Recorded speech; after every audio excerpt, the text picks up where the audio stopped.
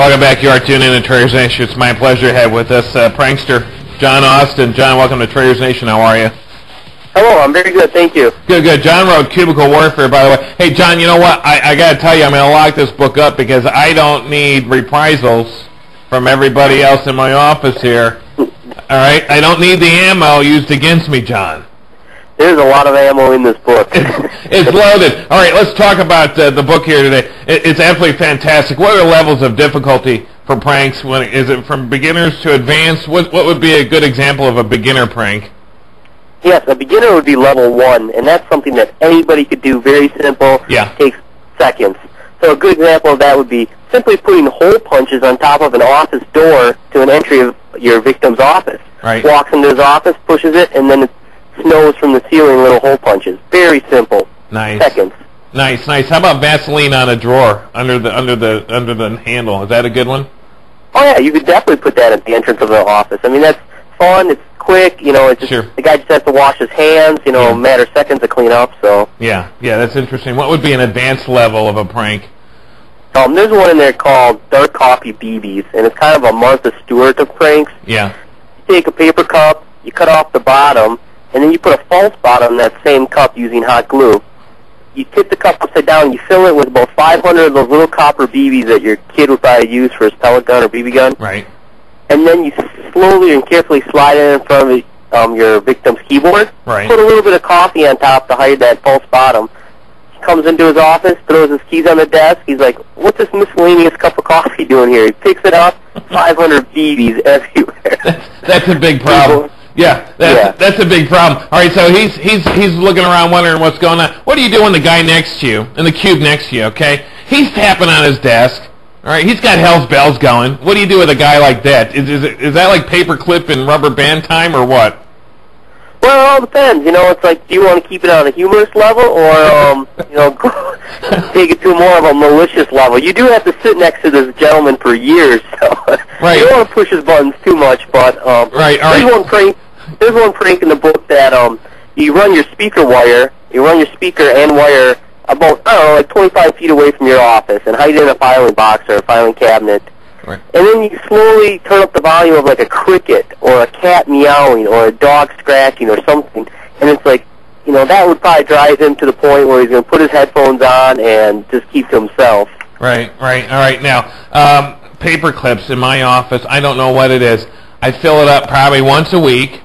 And by the end of the week, and we're talking a lot of paper clips, doesn't anybody else have paper clip holders? All right, so my question is what's the best way to deter people from the 5-finger paper clip heist?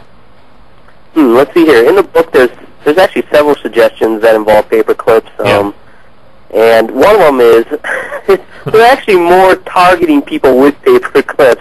One of them is making a paper clip chain. Right. And you dump out the box of the 120 paper clips, and you hook them all together. So if somebody would go in there and grab one paper clip, the whole string of them comes out. Oh, this is like the wooden duck trick, okay?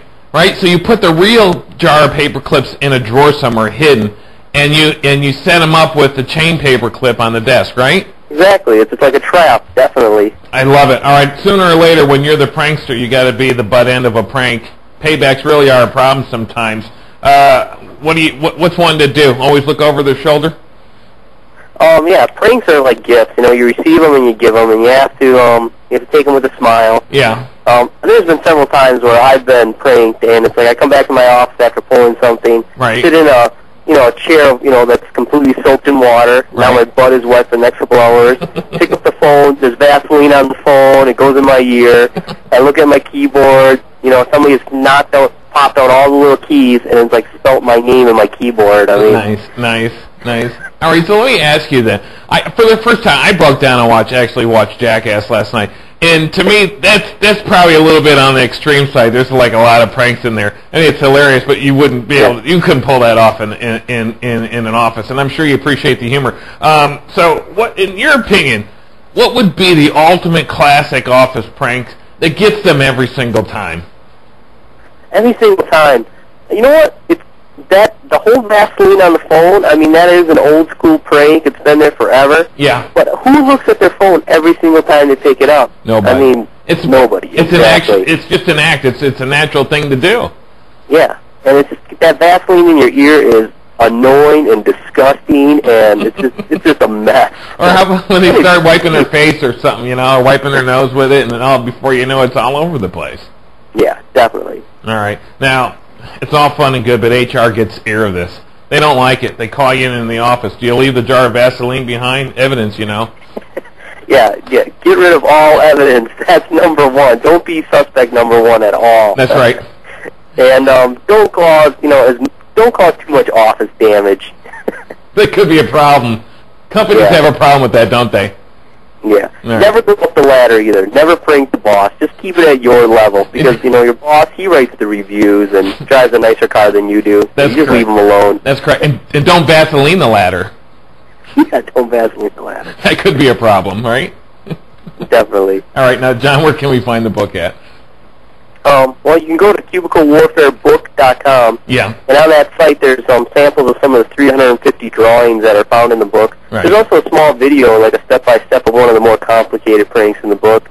And there's a link on that site that goes to Amazon, and then it's like you can also look at Barnes & Noble and all the other major retailers. Sure. So. All right, head on over there today. Cubicle Warfare, 101 office traps and pranks. I love it. John Austin, thanks for being with us here today. Thank you very much. You're really welcome. All right, head on over to the website that John talked about. Also get a copy from Barnes & Noble. Really, anywhere where you find books and prank books are sold, you're going to find a copy of Cubicle Warfare. Absolutely fantastic. Good stuff. And John's absolutely right. I mean, there's a ton of drawings in there.